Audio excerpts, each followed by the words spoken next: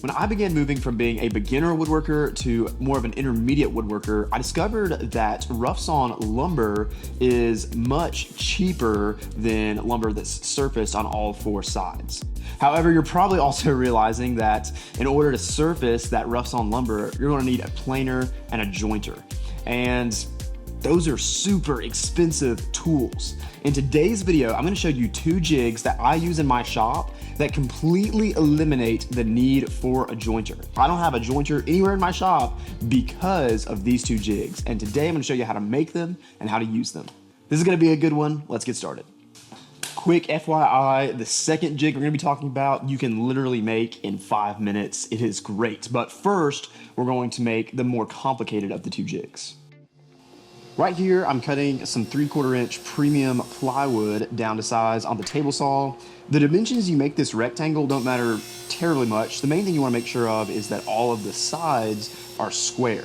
Now, for my jig, I've made it 14 inches by 28 inches. For the next step in this process, I'm gonna be using a few products from Micro Jig. First up, I'm gonna use their dovetail router bits. What this is gonna do is basically leave a dovetail groove in our piece of plywood. Then we'll be able to slide in these dovetail clamps into the grooves. I'll explain more about how this works in a second, but if you want to pick up either these clamps or this router bit, links in the description. Quick tip that'll probably save you some time. Don't be like me and spend 25 minutes trying to figure out how to get this router bit out of the case. The way it works is this twists and then pops off. So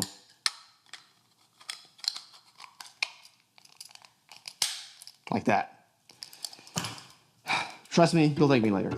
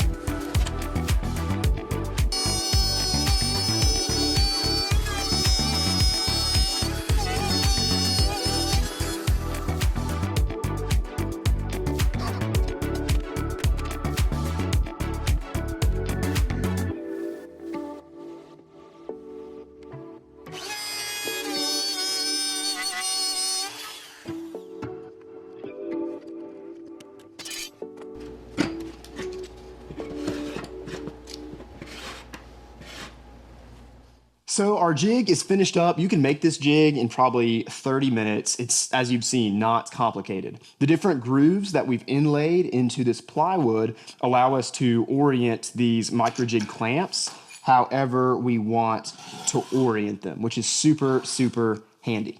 So what does this jig do? This jig allows you to edge joint boards that don't have a straight edge. Let me show you an example. Let's say that I want to cut a perfectly straight edge on this board, but as you can see, we've got live edge here, live edge here. This isn't straight right here. All we would have to do is set this board so that it overhangs slightly of our jig. Next up, all we have to do is clamp it down, which I can go this direction on the clamp.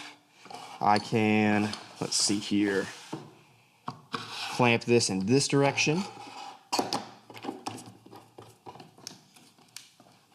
So now when I run this through the table saw, it's not referencing against a live edge, which of course would not make a straight cut. It's referencing against the perfectly straight edge of this jig. Let's check it out.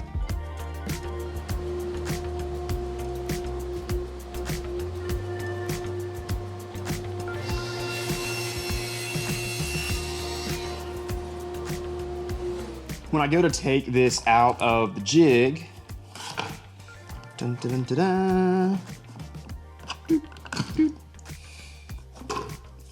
This is perfectly square.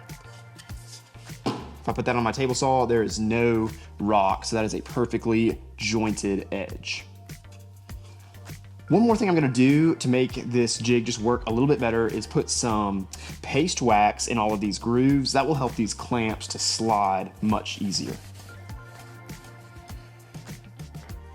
So that is our first jig. It's called a jointing jig, and of course it's perfect for straightening out edges that aren't square.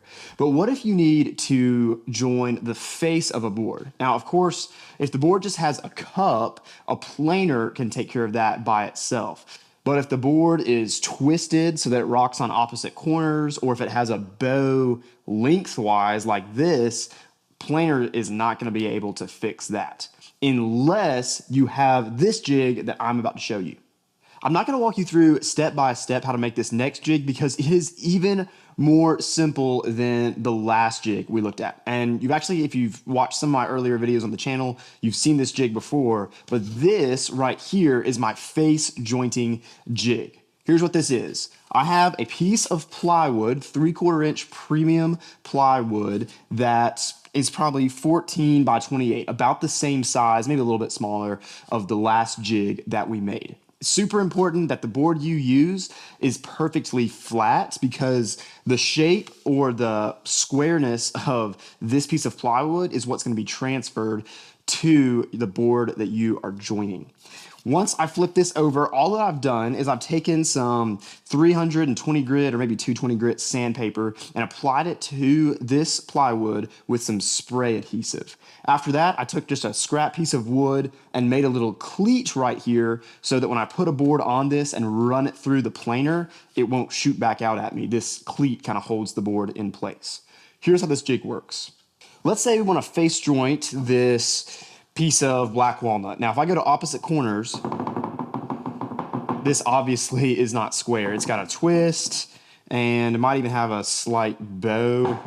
Looks like it's mainly just a twist. So what we're going to do is take our jig and place the board on the jig.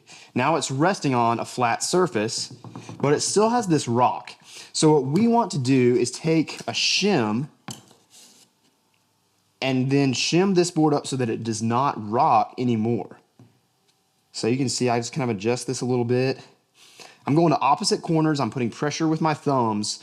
And on opposite corners, there's now no rock. I'm going to put that, secure that with a piece of tape. Be right back.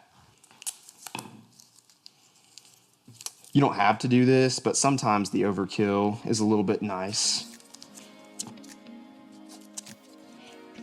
So now I can run this through my planer.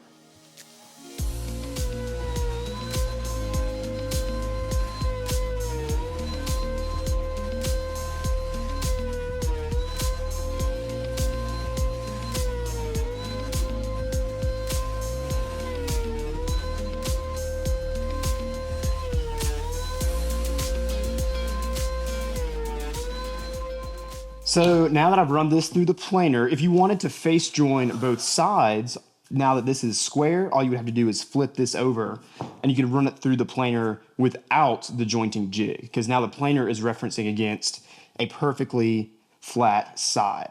So yeah. Hey, by the way, I have no idea what to do with this chunk of black walnut. So if you have any ideas, let me know in the comments. I would love to hear what you guys think I should do with this.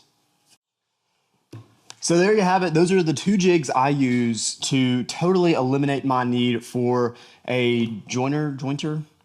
Is it joiner or jointer? I genuinely don't have no idea because it's preparing a board for a joint, but then you join boards together. Let me know. Please let me know in the comments if you're still watching. This is becoming a train wreck. Anyways, I do not have a jointer in my shop because of these two jigs. Does that mean that you never should buy a jointer? I don't think so because truthfully, if you're wanting to get into more industrial level or full-time woodworking, you're going to need to get a jointer in your shop because these jigs are super, super nice. But, you know, there comes a point where you're jointing so much wood or wood that's much larger. Sometimes these jigs just can't handle that much volume or lumber of that size. So these jigs are great. I'm not saying that they totally eliminate the need for a jointer, but I mean, I'm getting by pretty well right now without one. So I think these are great jigs. Hey, if you enjoyed this video, I would appreciate it if you just hit the like button. It's just your way to give back, and it's totally free. I mean, why would you not want to hit the like button after an amazing video like that? Also, if you liked this video, check out one of these two videos. I promise you'll like them as well, and I'll see you in one of these videos.